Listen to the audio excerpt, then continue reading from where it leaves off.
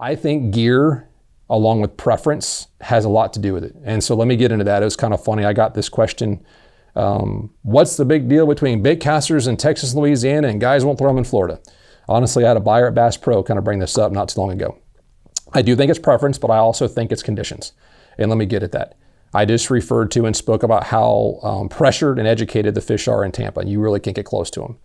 I don't know too many guys out there that can take a bait caster with wind to their back with a 1/2 ounce lure, throw it 70 yards. And I'm not exaggerating. Guys can't do it. There's probably only a few guys that can, and they're on the Bassmaster Elite Series.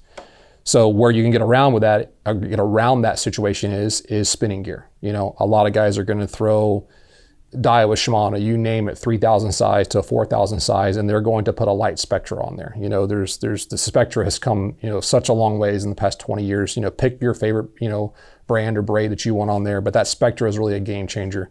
You throw 10 to 15 pound test on a 3,000 to 4,000 size spool, put it on a 7 to 8 foot rod. 8 foot's going to get you even more distance. A little bit of your wind to your back, you can throw these 1/2 ounce spoons 50 plus yards all day.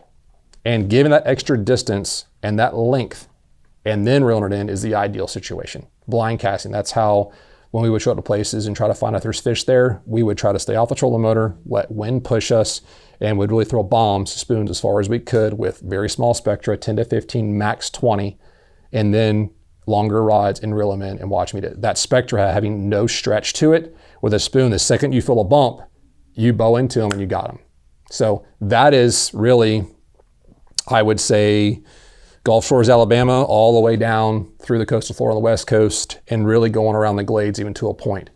You know, where it changes for guys that want to throw heavier stuff or bait casters, I think it really starts changing St. Augustine, Jacksonville, Carolinas, Georgia, that kind of stuff. And the reason is, in my opinion, the fish are stronger. They fight much harder tides in Jacksonville. And I can get into a whole other discussion about tides. Tides on the West Coast are, you know, 2, 3 maybe feet, moving 4 times a day. Tides in Jacksonville North, St. Augustine North, they're moving 4 to sometimes 7 feet a day, 4 times, or probably 4 to 7 feet, 4 times a day. So it's a ton of water coming in and out. They got to fight current more. Those fish, in my opinion, are stronger.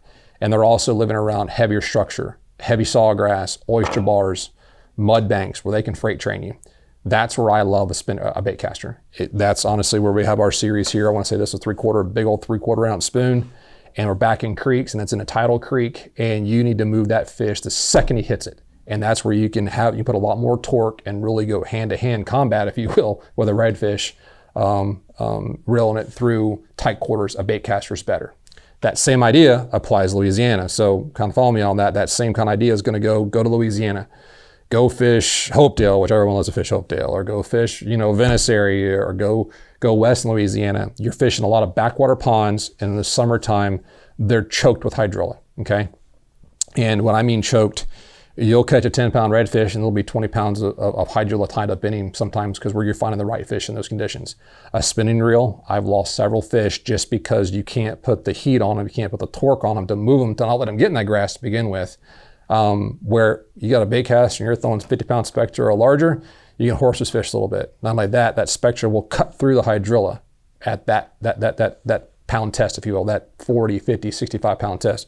Where 10 or 15 on spinning reels, it doesn't. And I'll be the first to admit, I'm one of those guys that'll bring my Florida tackle to Louisiana, and I get my feelings hurt probably 1 or 2 times a trip, to where I'll think I can horse a fish where I shouldn't, and I break off.